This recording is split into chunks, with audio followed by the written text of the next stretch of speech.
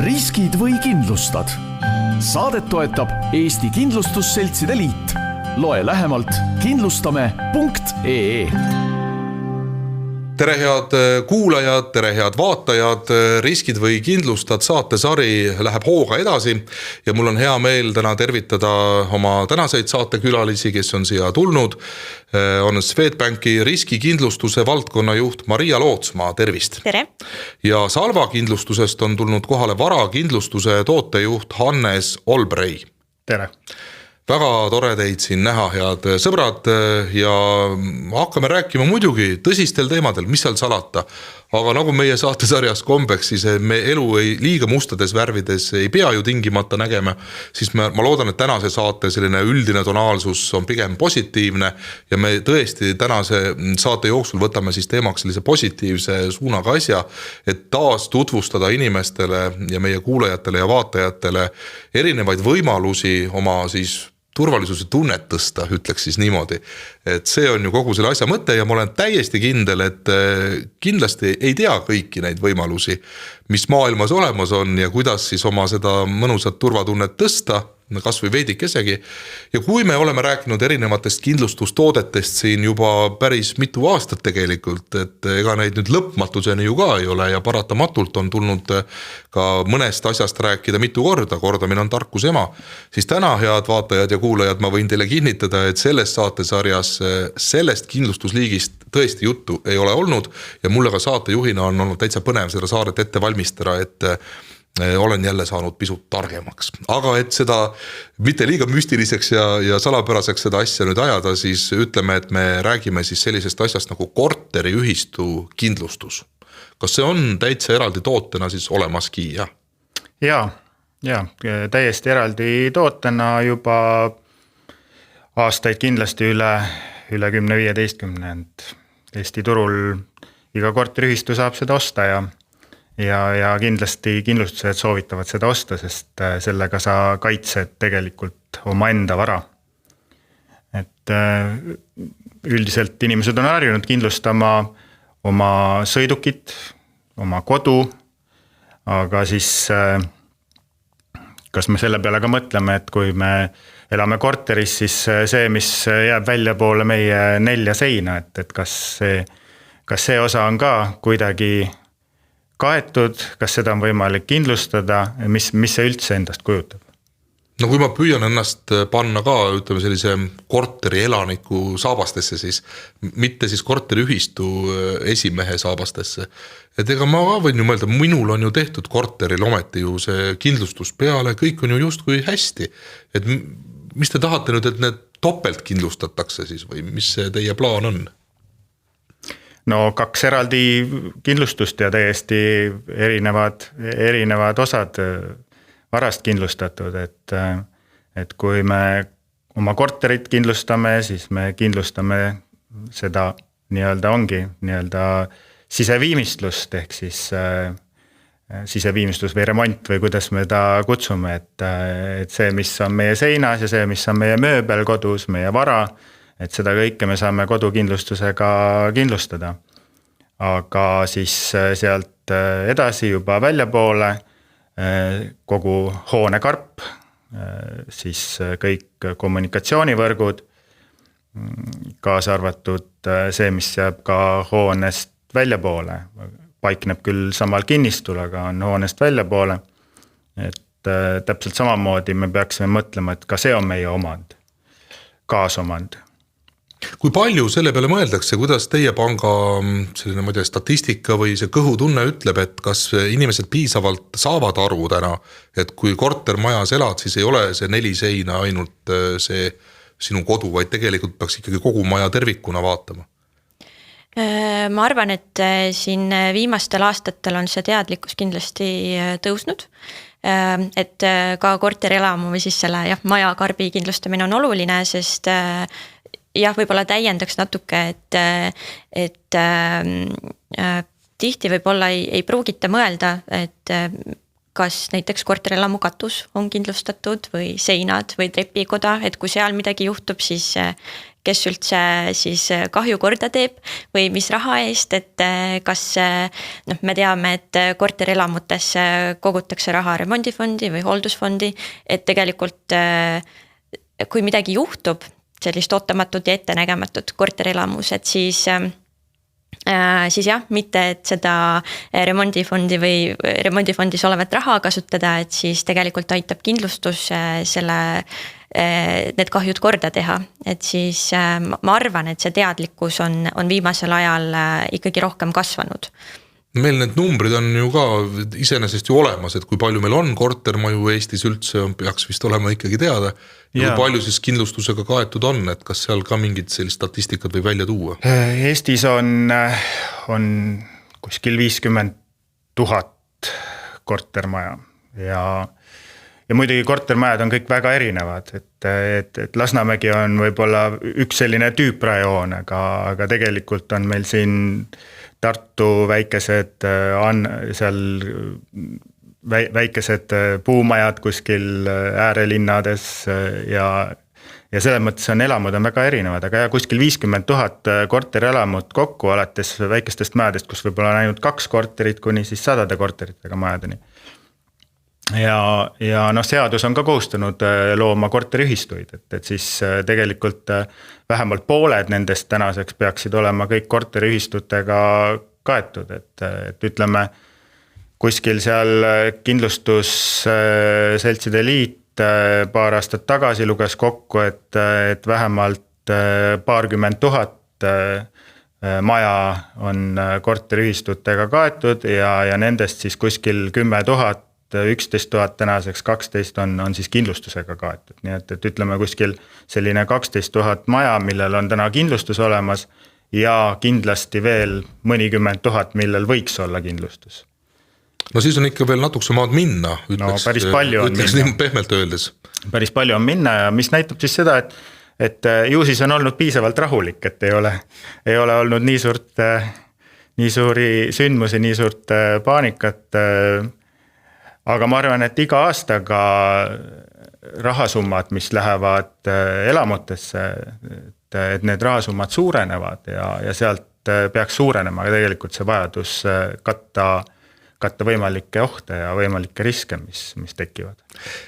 No selles mõttes on muidugi minu jaoks natuke see veel küsimärk, et siiski meediast on ju ka päris palju läbi käinud selliseid markantsemaid juhtumeid, eks ole, et see teadlikkus võiks või see tunne, et minuga ikka ei juhtu, võiks olla ju kuidagi nagu selge, et ikka võib juhtuda küll ju. Et kas see ei ole pannud ka natukese siis nagu rohkem liigutama või kas ainus lahendus on siis taas see, et kuidagi sunniga, et mingisugune seadus võetakse vastu ja sa pead midagi tegema. Muideks sellest ka seoses huvitav küsimus, et kui ma olen laenuga ostnud korteri ja siis ma pean ta ju kindlustama, eks ole, et siis ei olegi nagu väga muud varianti. Kas ühistutele kuidagi seda kaudu ei ole mingit kohustust? Võib-olla ongi siin see, et see kortermajade renoveerimine on hoogustunud nüüd just viimastel aastatel, eks, et varasematel aastatel ei ole olnud nii palju renoveerimist, mis tähendab, et ei ole ka võetud pangast selleks renoveerimiseks laenu ja ei ole olnud kindlustuskohustust, et kui pangast on võetud juba laen, siis pank soovib, et oleks ka kindlustus olemas, ja siis on hakatud seda kindlustust rohkem tegema ja nagu näitab statistika, siis tegelikult õnnetusi juhtub iga päev, et kindlustused maksavad hüvitisi iga päev. Hea, et see korteriühistu kindlustus on selline ilmselt võib-olla üks natukene lihtsam kindlustusliik ka, et ta ei ole nii keeruline, et see toimib kõik väga, väga automaatselt, et tegelikult igapäevaselt need hüvitised makstakse välja, et võib-olla siis nii palju suuremaid probleeme ja suuremaid markantsemaid lugusid ongi ainult mõned, mis on avalikkuse ette jõudnud. Tegelikult on neid juhtumeid ikkagi päris tihedalt. igapäevaselt on juhtumeid ikka, jah. No selge see, et elu teeb oma korrektuure, nagu armastatakse öelda ja igasuguseid vingerbusse armastab meile siin mängida, nii et seda suhtumist, et minuga ikka ei juhtu, võib-olla võiks natuke ümber mõelda. Aga räägiks siis natuke see lähemalt erinevatest võimalikest olukordadest, et inimestel ikkagi see pilt selgem silme ette tuleks, et mis siis need kõige levinumad probleemid on, kui me just räägime korteriühistu kindlustusest. No ma ei tea, kas üldse saab väga palju ka nüüd lahutada, sest ma kujutan ette, et kui ma ei tea, mul toas lõhkeb toru või ma ei tea, pesumasina ühenduskoht, nagu siin tihtipeale ongi olnud, lendab õhku, mind kodus ei ole, alumised korterid, kõik on ära uputatud, kui mul kindlustust ei ole ja seal juures ka vastutuskindlustust, siis on ikka väga hull olukord. Et kas see sama vee teema või torustike teema võiks olla ka teie, ütleme, selle toote puhul selline, üks suurematest teemadest? Ja korterelamu kindlustuse puhul, mida ma saan Swedbanki eelmise aasta statistikast välja tuua, siis ligi pooled kahjujuhtumid korterelamu kindlustuse puhul olid seotud torustike leketega ehk pool juhtumitest ja kusjuures keskmine kahjusumma jäi ligi 4000 euro kanti, et need juhtumid on ka päris suured. Ja kui see on nüüd keskmine kahjusumma, siis tegelikult suuremad kahjud võivad ka mitmetesse tuhandetesse eurodesse ulatuda, kus siis korterelamust või sellisest kaasomandist on ju saab alguse torustikuleke. Aga siin on ka oluline täpselt see, et kus jookseb piir, et kus korteriühistu siis vastutab selle kahju eest ja kus korteri omanik. Väga hea, et selleni kohe juba jõudsime, ma tahtsin natuke hiljem seda küsida, aga kus see piir siis on, kui me juba sellest korra räägime, et millal ma saan aru, et on tegemist, mõnikord on olnud nii, et mul mõned tuttavad on olnud, et ei ole hullu midagi, et meil on ikkagi see, kuidas nemad ütlevad, karp ka kindlustatud, et see tähendab siis just seda sama korteriühistu kindlustust, mulle tundub vist, et kust maalt ma pean nüüd aru saama, et millise kindlustuse poole nüüd siis ma pean pöörduma üldse, kas enda või see, mis on see korteriühistu kindlustus? See oleneb sellest, kust kahju alguse saab, et selline kortermajad on erinevad muidugi, aga üldine reegel on võib-olla see, et kui kahju saab alguse korterist, et kui korteri omanik saab näiteks ise toru lahti ühendada, vee kinni keerata, võib-olla kraanist tulenev kahju, et sellised on üldjuhul siis korteri omaniku vastutusalas. Ja kui siis toru kuulub kaasomandisse, et siis seal on juba korteriühistu vastutus. Huvitav, kas võib siis kuidagi illustreerivalt öelda, et kui ma suudan selle kraani toas kinni keerata, siis on see minu oma? Ja ega teinekord käsitluses see piir ongi päris hägune, et sellepärast peabki olema kindlustatud mõlemad, et inimesed, kes siis korterelanikud ise kindlustavad ära oma enda korteri ja lisaks siis korteriühistu, kelle tavaliselt on volitatud siis korteriühistu juhatus selleks, et nemad siis valivad välja selle kindlustuse, et kindlustada ära hoonekarp ja kõik need kommunikatsioonid, mis on seinte taga. Et korteri sees on näiteks radikad iseenesest on küll selles mõttes elanike kontrolli all ja on ka hoolsuskohustus, et me peame jälgima, et meie radikad ei tilguks, aga tegelikult radikad on kaasomandi osa ja kuuluvad näiteks hoopis korteriühistule. Ahaa, see on minu meelest huvitav, paljud inimesed seda üldse teavad. Seega võib see kahju alguse saada küll sinu korterist, aga tegelikult selleks vastutajaks või nii-öelda selleks, kes lõpuks peab need kahjud hüvitama, on hoopis see korteriühistu ja siis lähtuvalt siis sellest korteriühistu kindlustus. Et selles mõttes teinekord saab ka kahju alguse kuskilt seina tagant ja see tähendab üldse, et me ei tea, kes lõpuks selle kahju hüvitab, et kas siis korteriühistu või korteri omanik, et kumb kindlustus siis seda hüvitama peab.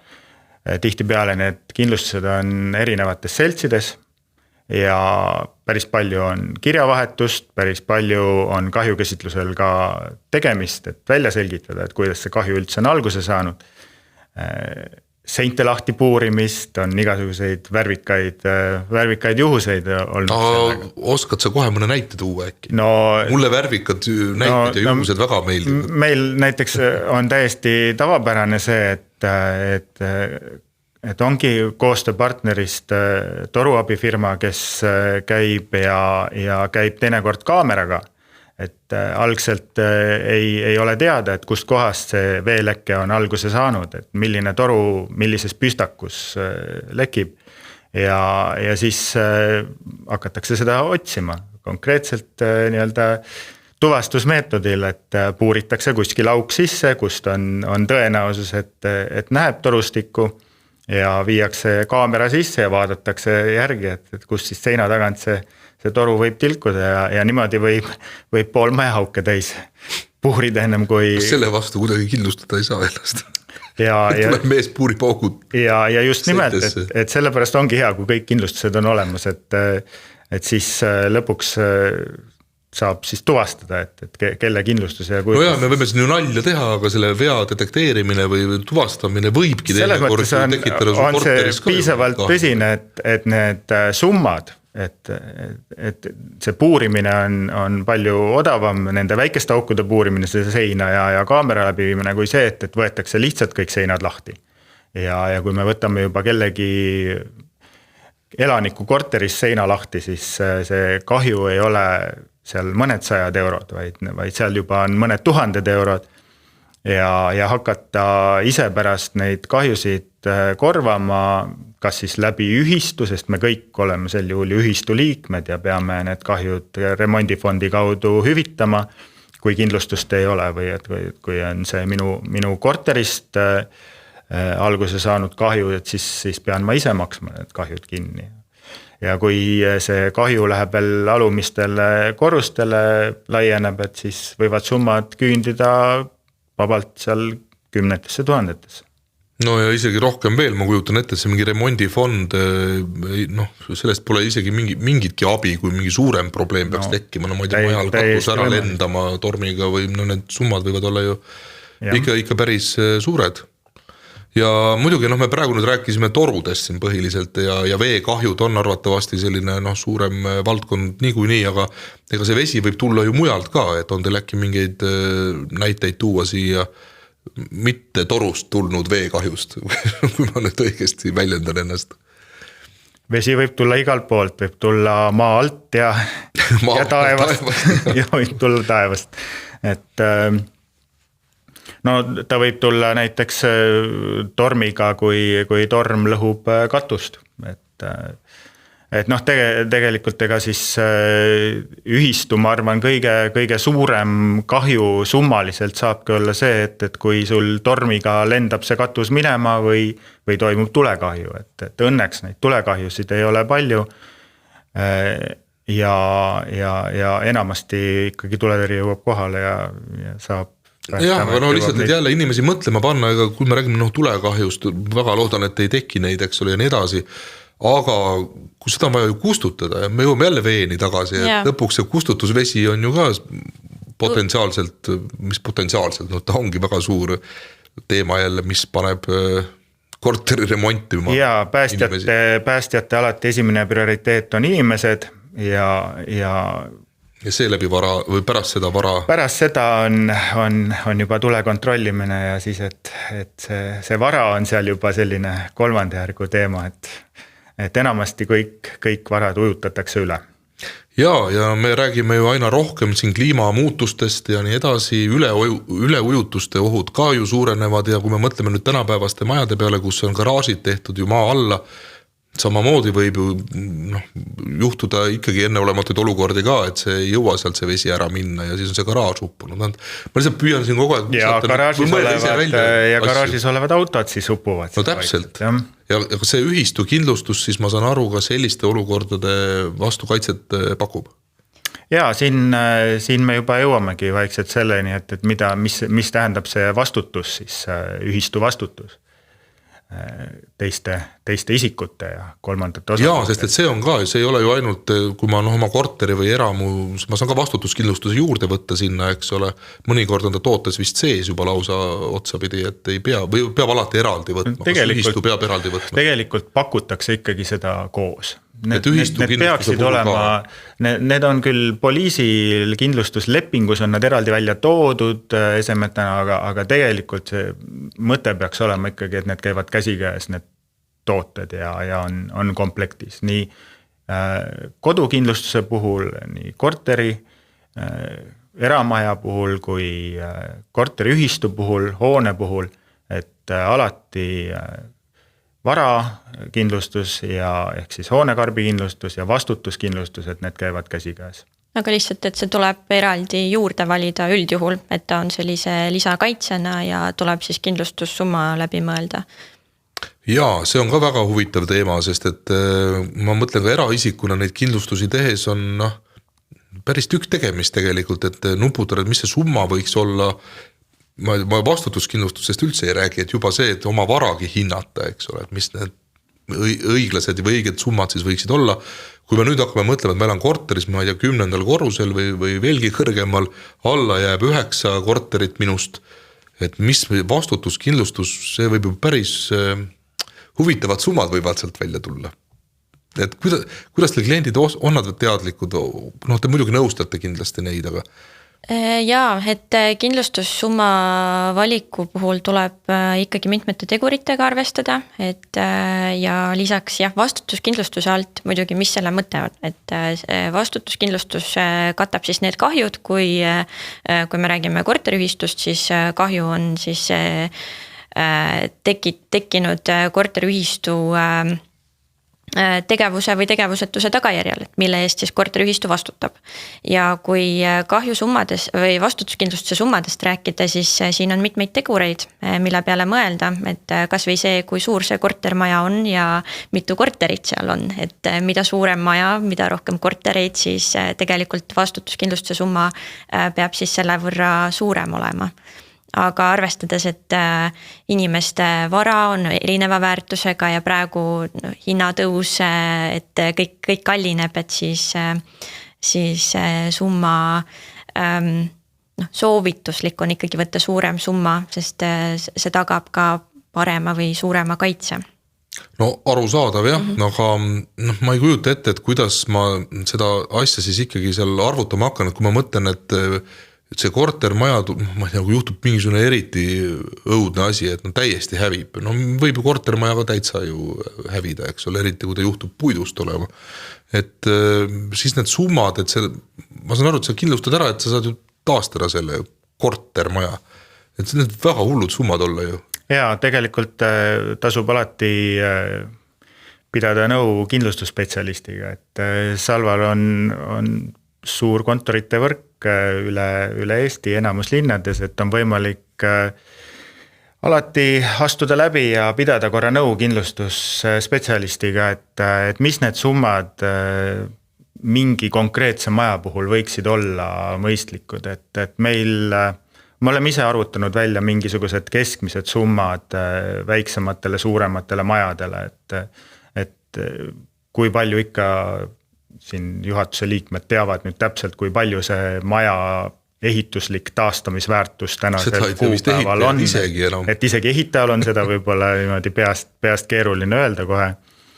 Et aga mingisugused sellised keskmised summad on ka kindlustused ise välja arvustanud ja nii siis hoonekarbile kui siis sellele teisele ehk siis vastutuse poolele, et ütleme siin, kuidas siis vastutuse poole pealt näiteks seda summat määrata, et seal, kui me vaatame üldse kindlustuspraktikat, et Salva praktikas on olnud, et kuskil ütleme 50 000 eurost ühe hoone karbi kohta, et seal see vastutuse summa peaks olema enam-vähem optimaalne. Et meil on juhtunud kahjusid, kus on seal 30 000 välja läinud maksmisele, et kui on tõesti nii, et on mitmed korterid vajanud remonti. kindlasti see oleneb maja suurusest. Kui me võtame tõesti, et on väike seal 6-8 korteriga puitmaja, et siis need summad ei pruugi nii suured olla, et mida suurem on maja, mida keerulisem on see hoone, et kui näiteks hoones on ka äripinnad, et siis äripinnad täna võivad olla väga erineva funktsiooniga, eks, et alates mingisugusest väikesest juuksurisalongist kuni restoranide ja kus on võib-olla väga kallid siseviimistlused. No ja lõppude lõpuks siis välistada mingid kunstigaleriisid ja selliseidki asju, mis ka selliseid kortermaju on tõesti, kus on ka kunstigaleri. Et just need, mida me vastutuse puhul nagu, millest me räägime, on siis just need nõuded. Et vastutuse puhul me räägimegi nõuetest, see tähendab, et keegi esitab nõude sinu vastu. Ehk siis, et kui ma olen korteriühistu, et siis meie kui korteriühistu vastu esitatakse nõue, kas siis kellegi eraisiku poolt, kas siis mingisuguse organisatsiooni või hoopis teise kindlustuse poolt, kes on midagi hüvitanud, eks, et me räägime siin just nimelt et nõuetest, mis. See nõud ja tavaliselt on siis selles samas majas korterit, ma ei tea, omav inimene või ettevõte siis, et. Jaa, aga võib ka täiesti kolmas isik olla, sest et kui me nüüd vaatamegi seda maja natukene laiemalt, et me ei vaata ainult selle maja sees olevaid võimalikke riske, vaid vaatame ka seda, mis on siis hooviala ja tänav, kõnnitee, majaesine kõnnitee, et siis näiteks talveajal kõik jääpurikad, mis võivad räästest kukkuda või siis see libedusega inimesed, kes võivad sinu maja ees libedusega kukkuda, et need kahjud, mis siis on inimeste kas siis ravikulud või mis iganes muud kahjud, et need kahjud on sisse nõutavad siis korteriühistult. Nii et siin aitab ka kindlustus. Ja samamoodi tegelikult siin loodusõnnetustest või loodusnähtustest rääkides, et kui siin on meil tugevad tuuled ja tormid, et siis ka langevad puud ja puuoksad, et kui maja läheduses on näiteks parkla ja kukub siis puuoks või puu peale, et selles mõttes, et see on nagu palju laiem täpselt, kui siis ainult see korterelamu sees toimuv. Okei, huvitav, kui mul see tormiga see puu minu territooriumil pooleks läheb ja mõne auto peale seal all kukub, et kas siis ka see korteriühistu kindlustus aitab? Või see läheb juba autokindlustuste ja kuidagi asjadega kokku? Ikka aitab, jah. Et kui no nagu laiem asi, et ei ole ainult jälle mitte see 4 just seina, eks ole. Just nimelt, et loodusjõud on võimsad ja ikka juhtub, et mõni oks, vanem oks või vanem puu võib murduda ja kuhu poole ta siis kukub, eks, et ta võib kukkuda sinu enda hoovi, aga ta võib kukkuda ka väljaspoole sinu kinnistu piire ja põhjustada kahju just nimelt kolmandale osapoolele, kes on siis näiteks parkinud sinu aiast väljapoole oma sõiduki või on mingi muu maja, mis saab sellest kahjustada või siis sinu enda hoovis olevad varad. Ja no sellepärast ma väga neid näiteid tahangi kogu aeg võimalikult palju tuua, sest tegelikult ei kujuta inimesed üldse ette, mida kõike ilmas juhtuda võib. Et see on ikkagi müstika täiesti ja et ei tekiks seda petlikku turvatunnet, et see on päris tavalised on talvised kahjud, kus lumi kukub räästast auto peale, et mis pargitud maja. Muidugi siinkohal juhiks ka tõesti teie tähelepanu sellele, et kui te olete korteriühistu ka maja või ükskõik mis kortermajad, kõige targem on ikkagi need katused ja räästa ääred ikkagi puhtad hoida. Sest et me võime need tervisekahjusid pärast seal ju rahalises mõttes saada klaariks, aga inimese tervis ja elu on ju kõige tähtsamad, et see ka ei tekiks inimeste nüüd mulje, et mul on nüüd see korteriühistu kindlustus võetud ja siis ma rohkem ei pea nagu midagi ise tegema, et siis on seda kindlasti jah, et kas seal ei ole midagi sellist ka, et kui sa oled ikkagi puhtalt väga oma hooletuse tõttu on see õnnetus juhtunud, et siis kindlustus ei kata, ehk ma tahan nõuda nüüd praegu juba sinna ka vaikselt, et millistel juhtudel ei kata kindlustus siiski neid kahjusid? On mingid välistused? No kindlasti on välistused olemas, aga põhiliselt on see, et korteriühistu hoolsuskohustust ei saa kindlasti asendada kindlustusega, et eks see hoolsuskohustus, et selleks ju remondifondi ka kogutakse. et kui midagi läheb katki, siis tuleb see parandada ja kui juhtub tõesti õnnetus, siis selliseks puhuks on kindlustus, et kindlustus ei kaitse sind selle vastu, mis on loomulik kulumine ja amortisatsioon, mis on tavapärane, et eks ikka asjad ja seadmed ja vara kulub, et see on tavapärane ja samamoodi tuleb hooldada katuseid, tuleb kutsuda korstnapühkija, kui aeg on käes. Et sellised asjad on loomulikud, et see hea peremehelikkus on ikka vajalik. Kas teil on mingid selles mõttes ka statistikat, et kui palju, ma ei tea, jäetakse välja maksmata mingitele erinevatele põhjustele eraisikutele kahjusid ja kui palju a la sellistel puhkudel, et on seda võimalik üldse võrrelda, et kummad hoolsamad on või?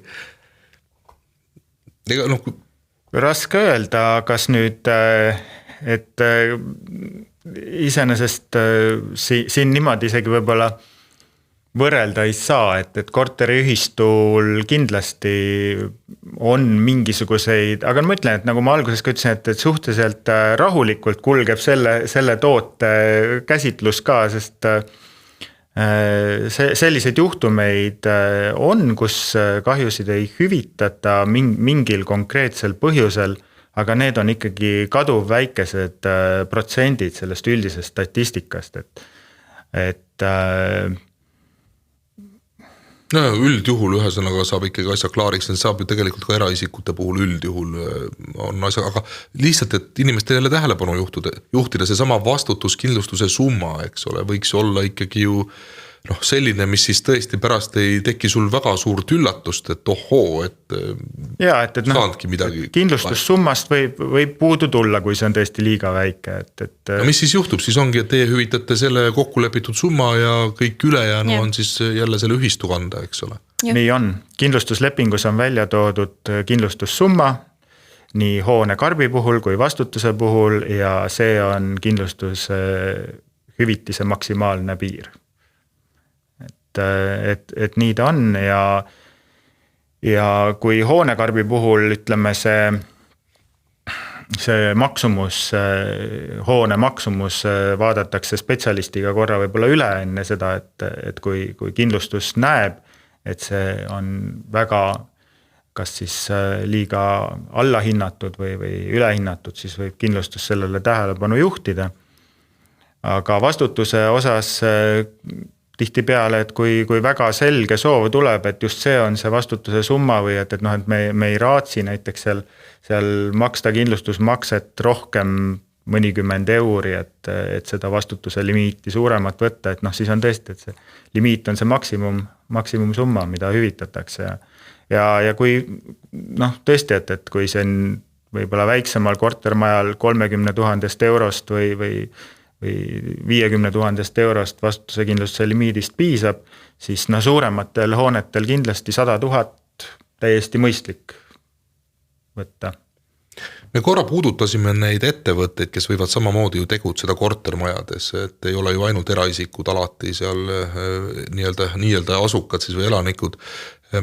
Kas see ka, kui ma ei saa oma äriga jätkata mingi teatud perioodi selle tõttu, et on juhtunud mingisugune õnnetus või ootamatu olukord, kas selle kahju korvamisega ka kindlustus või see ühistu kindlustus tegeleb või see on puhtalt selle ettevõtja oma kinni maksta ja kanda?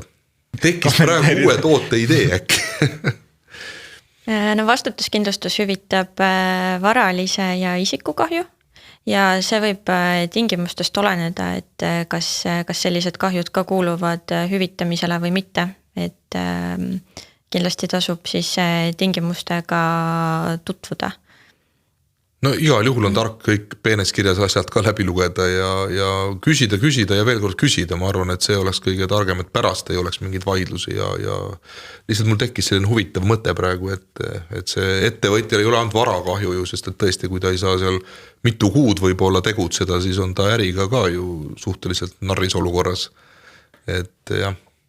ja siin kindlasti tulebki silmas pidada seda, et millised on need vastutuse kindlustuskaitsed võetud ja kui me summadest rääkisime, et siis kindlasti ka nendest riskidest rääkides, et hoonet kindlustades mina kindlustusandjana ja vaadates seda praktikat, et ma soovitan kindlasti valida võimalikult täispakett lahendus, ehk siis, et võtta, et kes mõni kindlustus nimetab seda kogu riski tooteks, mõni laiendatud kaitsetega tooteks, et valida nendele põhiriskidele, et mida võib-olla pank sinult nõuab, et sa kindlustaksid ära oma hoone tule, tormi ja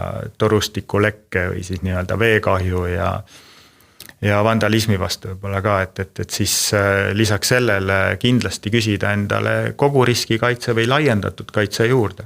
Et nii vastutuses kui hoone kindlustamisel, et siis on see vähemalt sul nii-öelda see maksimum tehtud ja kui me vaatasime, et kui palju läheb ühe sellise korteriühistu kindlustus aastas elanikule maksma. Keskmises kortermajas, et ühes kalendrikuus umbes 1 euro. Et suuremates majades see jaotub rohkemate inimeste peale, võib olla ka alla 1 euro. No igaüks saab oma nii-öelda kommunaalarvelt vaadata, et kui palju see kindlustuskulu, et kui seal on toodud välja, et siis võib huvi pärast vaadata, et kui palju on kindlustuskulu siis talle nagu ühes kuus, et tegelikult see jaotub nagu kenasti elanike peale ära, et see need summad ei ole märkimisväärsed. Ühistu esimees võib ikkagi näost valgeks minna korraks, aga tegelikult jah, kui jagada ära inimeste peale, et see on see ühiselamise jälle positiivne asi, et saab jagada kulusid igas mõttes, aga ma ei tea, kui me võtame mingisuguse Lasnamäe näiteks Tallinnas, eks ole, on sellised pikad vorstid majad, minu teada, ma võin eksida, aga seal on isegi mitu ühistut ühe maja peale tehtud või on sellised olukorda, mis siis saab, kui on üks maja, üks tükk nii-öelda, aga mitu ühistut, et mismoodi siis on, et üks teeb omale korteriühistu kindlustuse, teine ei tee või? See on siis selliselt, et on ühistu, mis haldab mitut hoonet. Ja no siis kindlustab see, ikka on ühistu kohta pigem mitu hoonet, et ühes majas nii ei ole ühes majas mitu ühistut.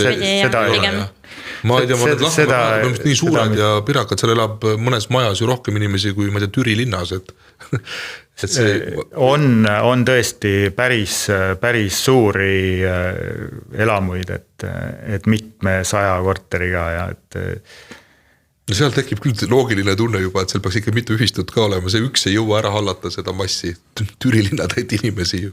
Kindlasti on ühistu juhatusel päris palju tööd ja müts maha kõigi nende inimeste eest, kes ühistu juhatustes seda vastutusikast tööd teevad. Müts maha juba ka nende eest, kes ühistu koosolekud suudavad läbi viia. Selles mõttes on see ka omaette kunst minu meelest. Aga siia saate lõppu ma ikkagi tahaksin veel natukese teid pinnida ja küsida, et kas on ka mingeid juhtumeid, kus te ei kindlusta. No on mingid teatud asjad, te näete, et see ei ole teie poolt nagu väga mõistlik käitumine. Et on selliseid juhtumeid ka tulnud ja kas on tulnud ka ette olukordi, kus te olete üldse üles öelnud kindlustuslepingu, et on nagu sõlmitud küll alguses, aga kuskil mingi poole perioodi peal ütlete, et nüüd enam ei mängi me teiega. No kui maja seisukord on juba kindlustamise hetkel või kindlustuspakkumise küsimise hetkel on näha, et hoone ei ole heas korras, et siis tegelikult kindlustusandja võib loobuda sellise korterielamu kindlustamisest. Et see võib täiesti olla ja kui rääkida sellest, et lepingu siis lõpetamisest või siis võib-olla kokku võttes, et kui peale selliseid korduvaid kindlustusjuhtumeid muutub kindlustusandja jaoks antud hoone kindlustamine lihtsalt väga suureks riskiks.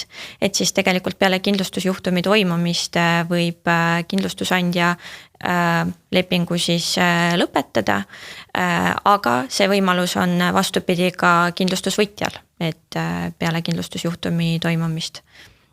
Nii et mõlemal poolt on võimalik seda lepingut siis lõpetada.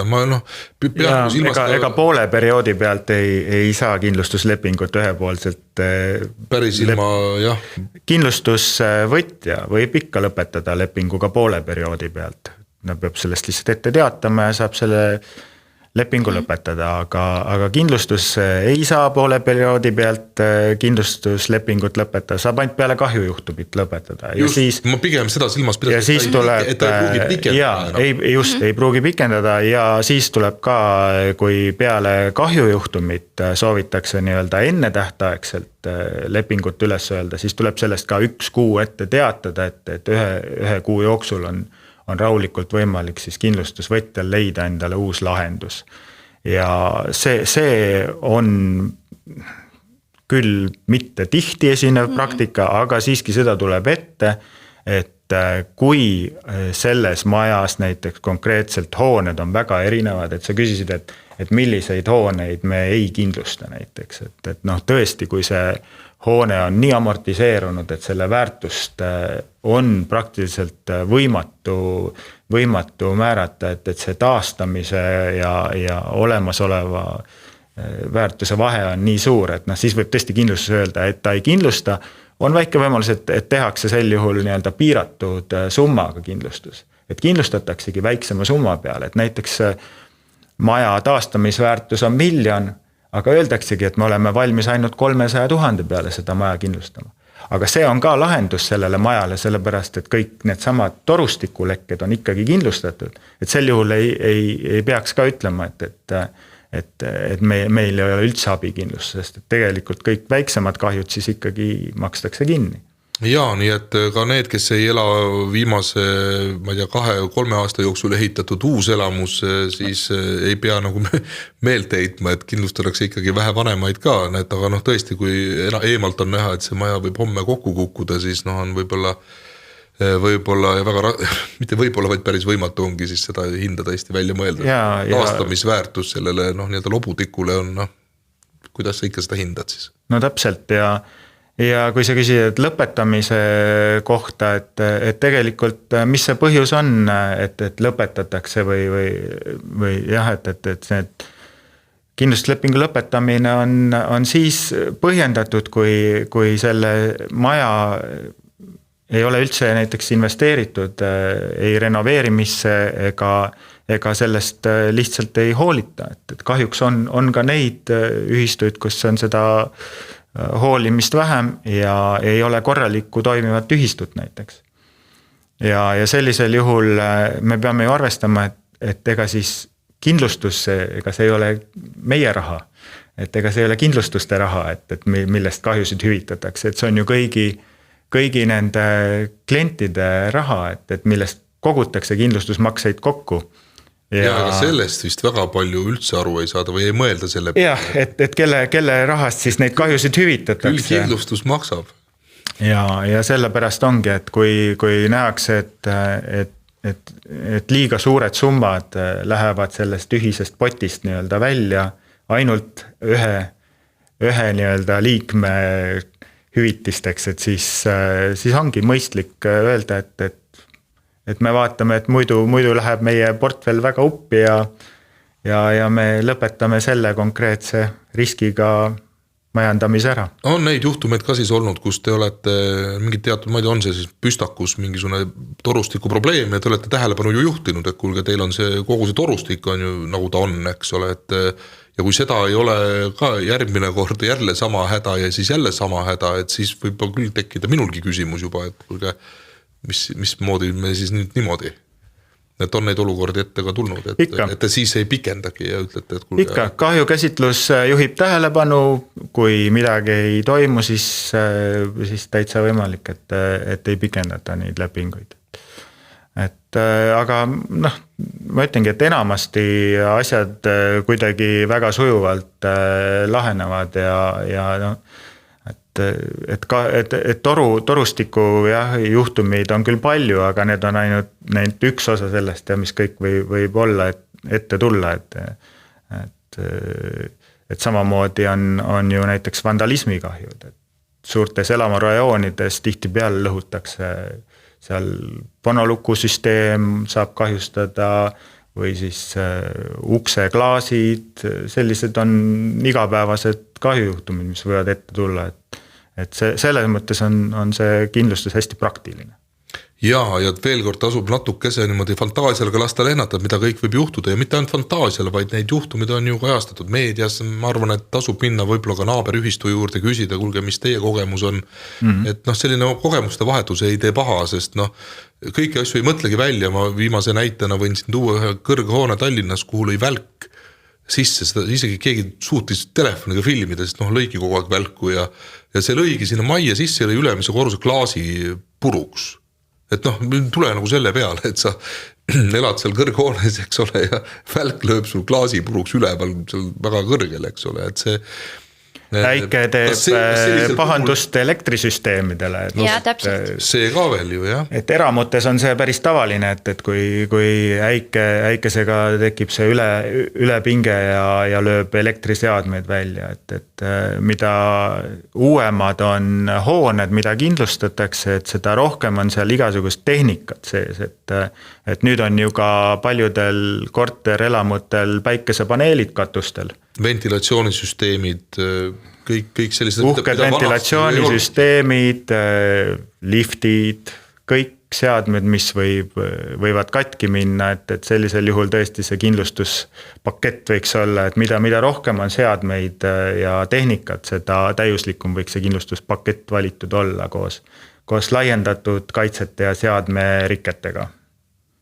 Väga tore, ma arvan, et jällegi, nagu me iga saadet peaaegu lõpetame samade soovitustega, et minge ja uurige, tänapäeval on olemas selline tore asi nagu internet, saab minna kodulehtedele, vaatama, puurima ja loomulikult ma arvan, et veel ei ole teil kõik robotid seal pangas ja kindlustusfirmas, et saab tulla ka näost näkku inimestega kõnelema. Just nimelt, kontoris elavad inimesed saavad teile jagada nõuande. Ja uudis. Et veel on võimalik näost näkku rääkida ja seda tegelikult ka soovitame kõikidele inimestele, sest et me ka tänase saate jooksul ei jõudnud siin kõikidest võimalikest juhtumitest ju rääkida. Mõned markantsemad võib-olla siin ette räägitud said, aga et võib minna ja natukesega nõu pidada ja teil on see kogemus olemas, teil on olemas need näited, et mida kõike võib juhtuda ja millele tasuks võib-olla rohkem. Kindlasti tasub kindlustusspetsialistiga nõu pidada, et...